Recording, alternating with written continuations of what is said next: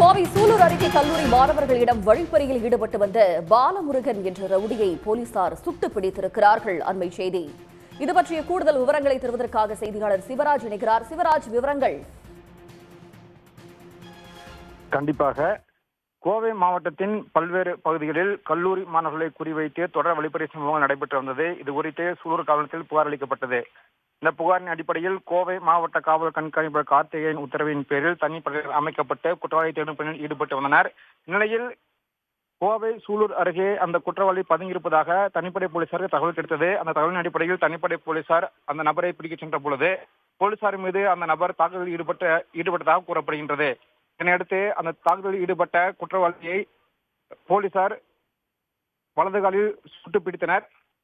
போலீசாரின் முதற்கட்ட விசாரணையில் அந்த நபர் சிவகங்கை மாவட்டத்தைச் சேர்ந்த பாலமுருகன் என்பது தெரிய வந்தது. இதனையடுத்து வலது காலில் குண்டு பாய்ந்து காயமடைந்த பாலமுருகனை போலீசார் சிகிச்சைக்காக மருத்துவமனைக்கு அழைத்து சென்றுள்ளனர். இந்த சம்பவம் குறித்து கோவை மாவட்ட காவல் கண்காணிப்பாளர் கார்த்திகேயன் தீவிர விசாரணை மேற்கொண்டு வருகின்றார்.